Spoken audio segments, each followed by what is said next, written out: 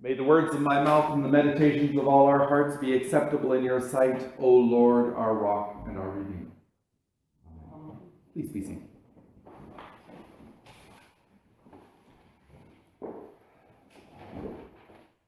Well, before we started listening to the readings today, I thought I knew what I wanted to talk about. And then listening to that first reading about David, I had trouble actually listening to the other two readings, because that reading is so powerful and so strange.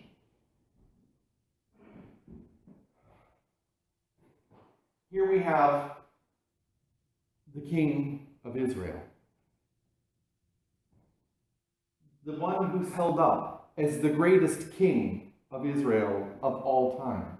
This is the model that all kings are judged by. And here we have this story about Bathsheba and Uriah. And David, using his power as king to commit adultery. And then to kill Uriah after he can't trick him into believing that it's his child. How does this hold David up as a good example?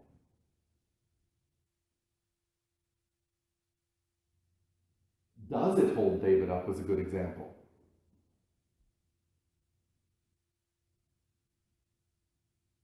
In some ways, I think the answer to both of those, well, the answer to the second is no, it does not hold him up as a good example. But there is a way that it does. And it really has to do with holding us up rather than holding David up. I think this story is very important to be included in the Chronicles of David. Or David becomes inhuman. I think it's a totally exaggerated and over-the-top way to do it. But it's pointing out his humanity in the midst of his greatness.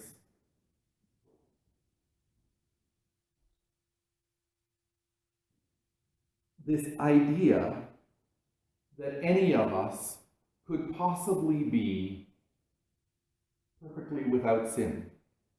That if we lived our lives exactly right, we would be totally blameless. The exemplar of kingship in the Old Testament is David. And David could not be held up in that image because it's not human. There is absolutely no way any one of us will go through life never having done something wrong. Now, I pray that none of us do something as wrong as what David did in that story. But we won't go through life without having done things that are wrong. And that doesn't mean that God doesn't love us, or that we will not be supported, or we won't do great things. It means that we're human, just like David.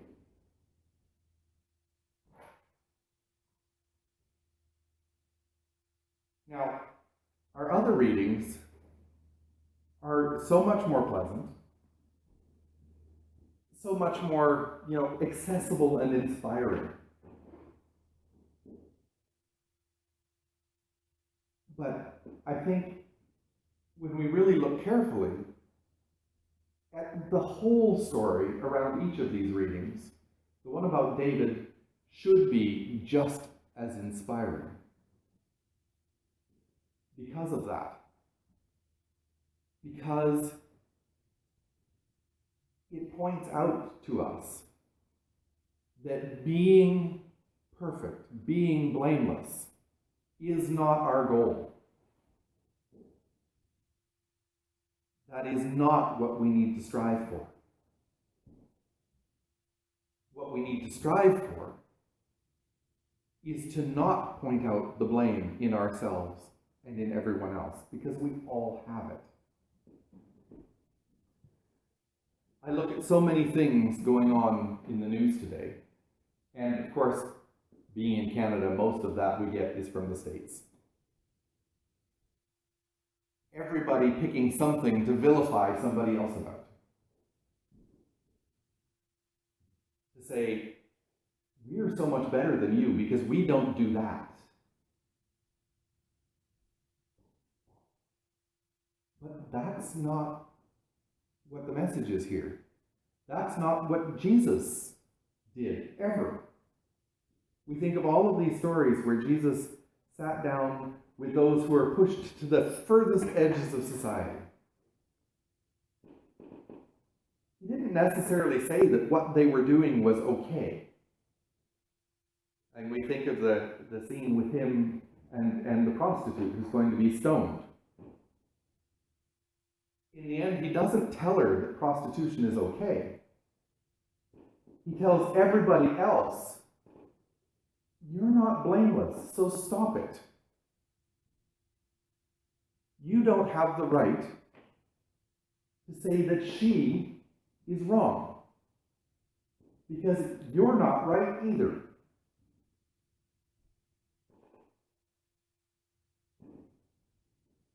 What we're called to do is to stand beside and stand with those who are pushed to the edges.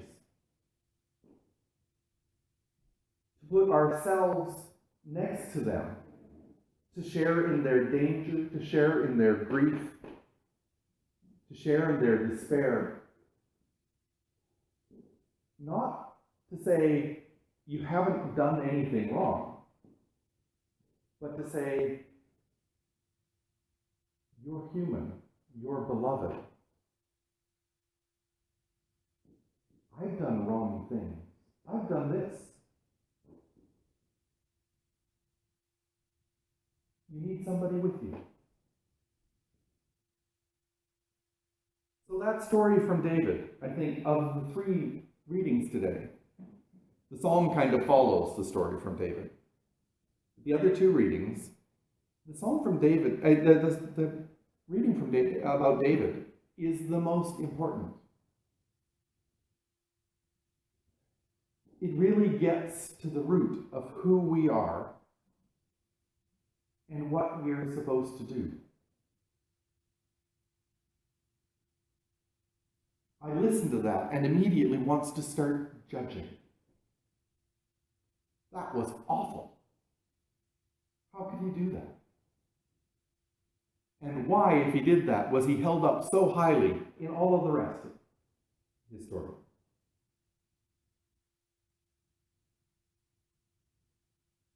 And if that makes us look at ourselves, that's a good thing.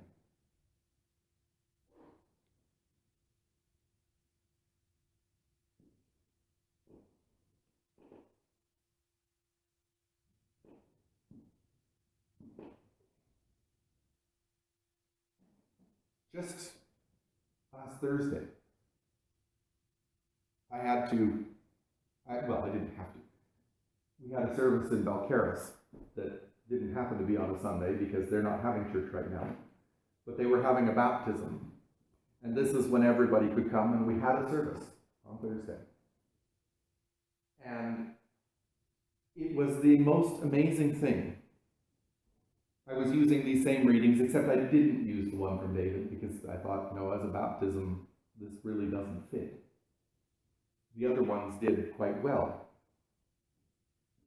And when I was talking about baptism in my sermon, the most amazing thing happened. The little girl, Shay, who was being baptized, who was born in April, so she's not very old. At that time, turned and just gazed at me and stayed focused on me for the entire time I was talking. Everybody made comments about it later, that she was really into what I was saying.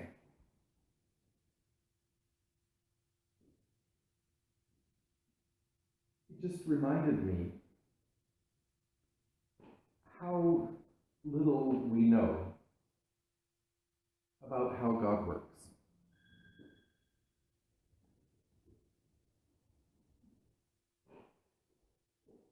We think we know what's going on. We plan to do what we see needs to be done. We assume that others think the same way we do.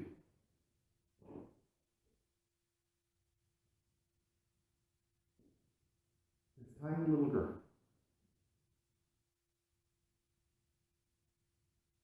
who can't have understood the words I was saying,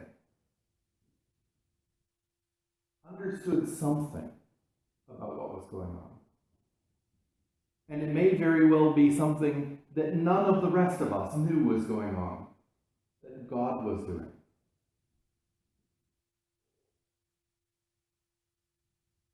But there was presence. And it was not because of our perfection. It was in spite of our failures.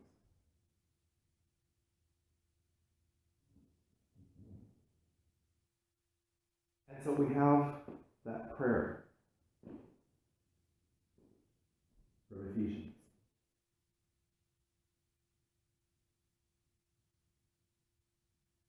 For this reason I bow my knees before the Father, from whom every family in heaven and on earth takes its name.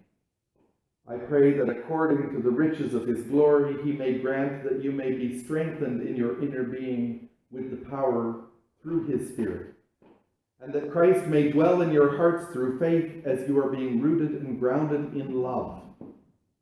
I pray that you may have the power to comprehend with all saints what is the breadth and length and height and depth, and to know the love of Christ that surpasses knowledge, so that you may be filled with all the fullness of God.